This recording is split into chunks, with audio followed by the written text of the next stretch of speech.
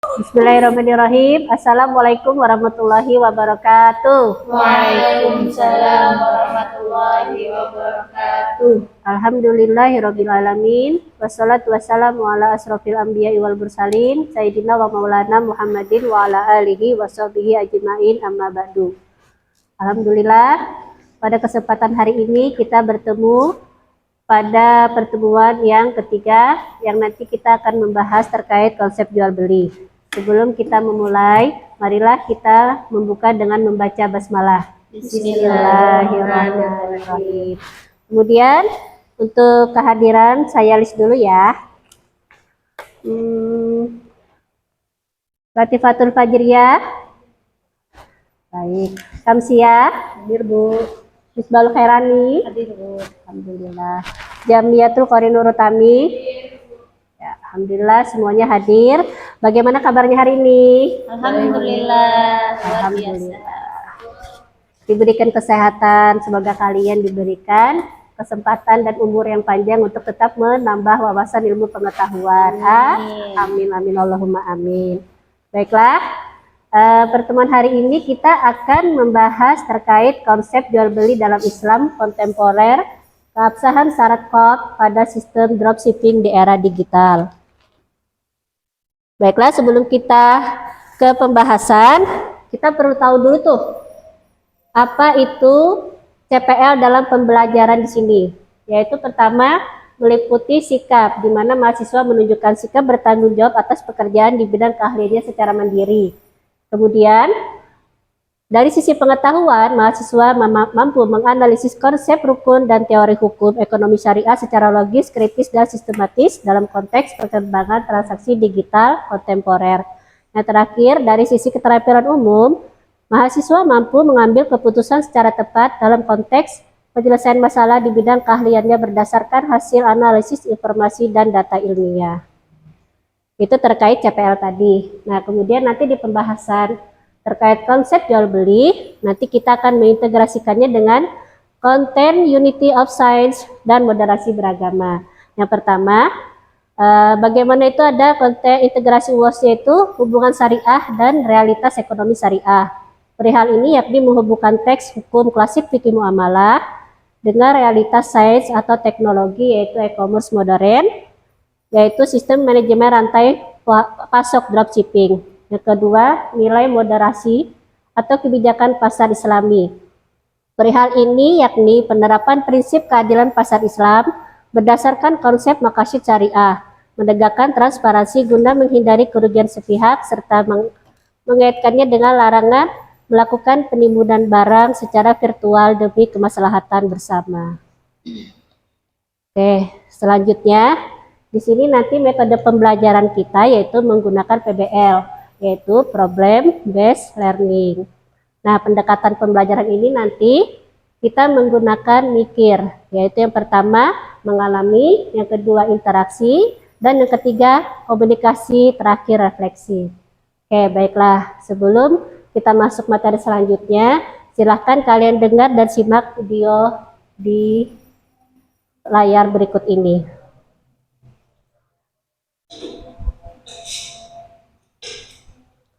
Bismillahirrahmanirrahim. Assalamualaikum warahmatullahi wabarakatuh.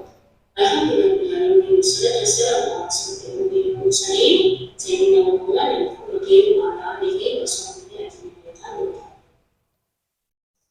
Tahukah kalian, ketika kalian membeli sebuah barang atau apapun yang ada di marketplace seperti Shopee atau TikTok, biasanya kalian melihat penjual yang menawarkan barang tersebut. Tetapi ternyata penjual itu tidak menyimpan barang sendiri, hanya meneruskan pesanan kepada pasok untuk dikirim langsung kepada pembeli. Nah, fenomena seperti ini dikenal dengan sistem dropshipping yang banyak dilakukan di era digital. Namun, pernahkah kita berpikir apakah transaksi tersebut sudah sesuai dengan ketentuan Islam dan apakah seseorang boleh menjual barang yang belum berada di tangannya?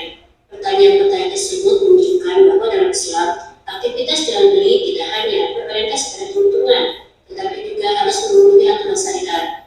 Oleh karena itu, pada pertemuan hari ini kita akan mempelajari konsep jual beli dalam Islam. Adapun capaian pembelajaran pada kita hari ini yaitu yang pertama, mahasiswa mampu menunjukkan sikap kerjasama,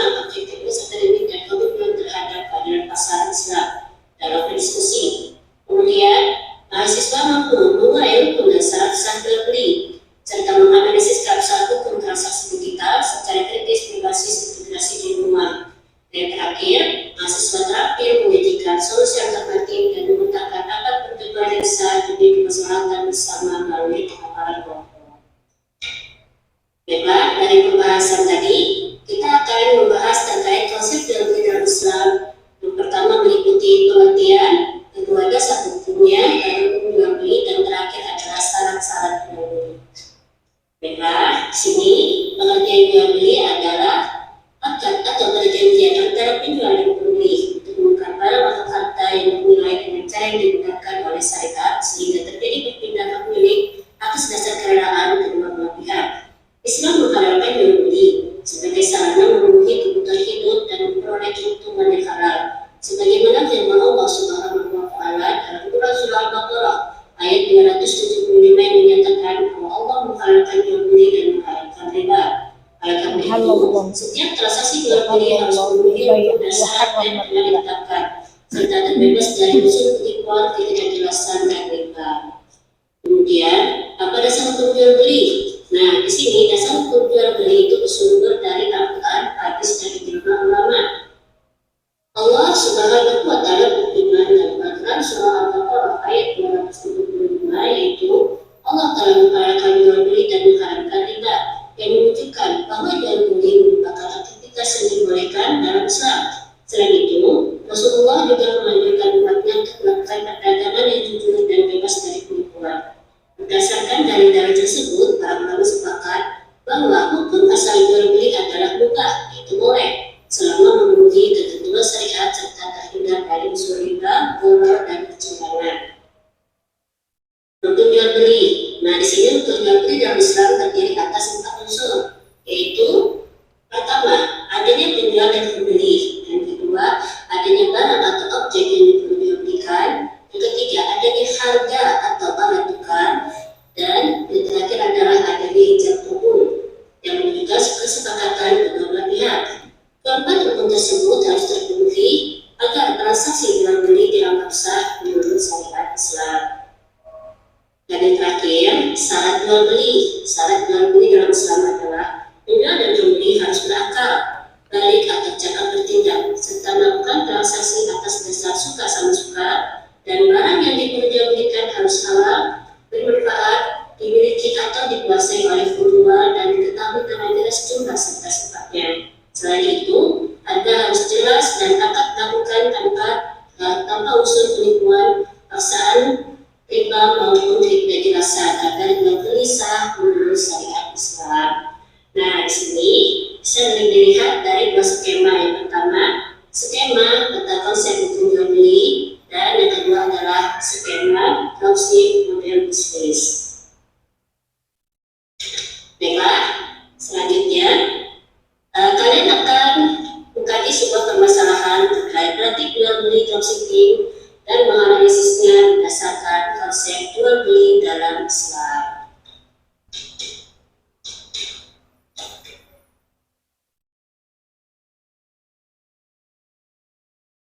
Setelah menyaksikan video terkait konsep jual beli, nah di sini saya akan beri tugas, yaitu seperti kasus di depan.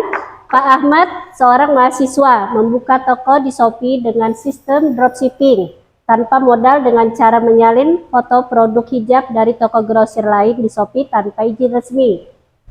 Ketika Fatimah membeli hijab di toko Ahmad dan membayar lunas lewat ShopeePay, Ahmad baru memesan barang tersebut di toko grosir menggunakan uang Fatimah dengan mengisi alamat pengiriman langsung ke rumah Fatimah. Namun, transaksi berakhir dengan komplain dan pengajuan pengembalian dana atau refund karena warna hijab yang dikirim salah akibat stok di grosir mendadak habis tanpa sepengetahuan Ahmad yang tidak punya akses inventaris. Nah, ini saya akan bagi lembar kerja mahasiswa. Jadi saya bagi kalian 2 kelompok. Nanti masing-masing kelompok kalian akan mempresentasikan hasil jawaban dari 2 pertanyaan. Yaitu pertanyaan yang pertama, apakah transaksi dropship di Shopee yang tanpa kejelasan stok ini sudah sesuai dengan ketentuan jual Islam? Dan yang kedua, bolehkah seseorang menurut syariat menjual barang yang belum ada di tangan atau belum menjadi miliknya? Gitu. Baiklah, saya bagi ya.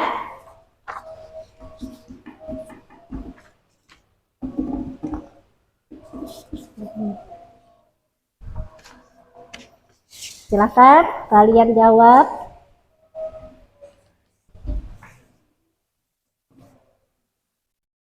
Boleh lihat HP Kabul jawaban. Oh iya. Sebelumnya boleh kalian mencari informasi dimanapun literasinya.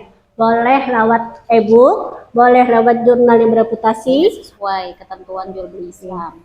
Belum sah. Skema transaksinya Diubah menggunakan akad salam atau wakalah dan permisi.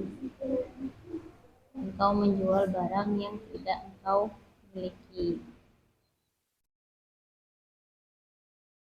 Karena termasuk sudah titik itu. Alasannya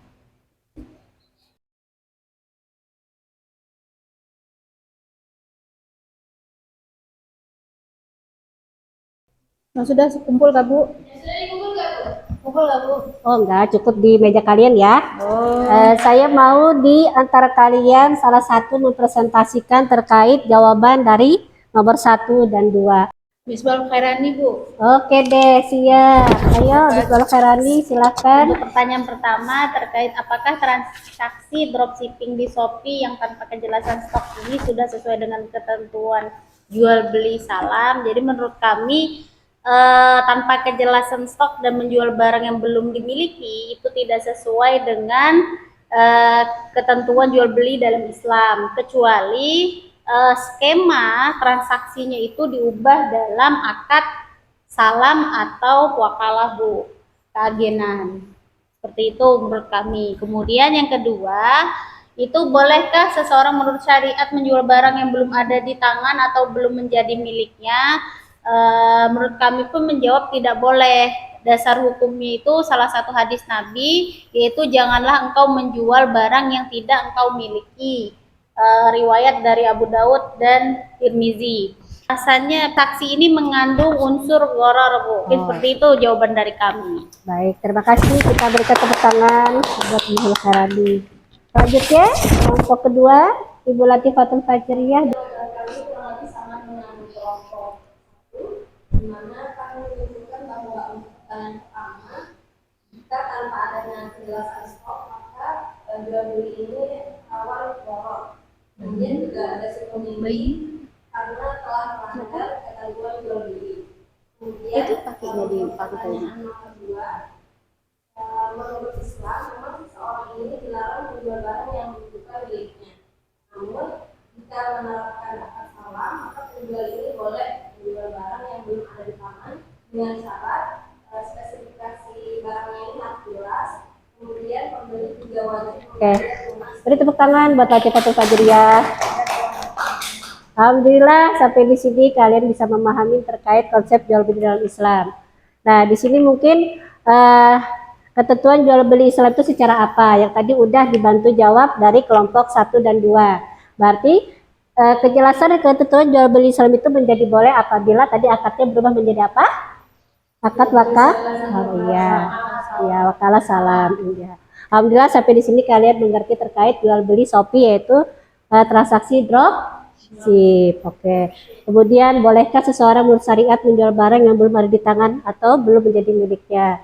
Tadi dari dua kelompok menjawab tidak boleh. Karena Mengandung goror. iya, jadi prinsipnya iya, benar. Jual beli itu mengandung goror, riba dan ada unsur kecurangan, maka prinsip jual beli itu tidak sah. Oke. Setelah kita berdiskusi terkait studi kasus tadi, sekarang coba kita mengkomunikasikan hasil tadi sudah bersama ya. Kemudian refleksi. Oke, di sini saya berikan lagi pertanyaan buat kalian. Pengalaman berharga apa yang kamu pelajari hari ini? Dan yang kedua, bagaimana tindakanmu di masa depan terkait apa yang telah kamu pelajari?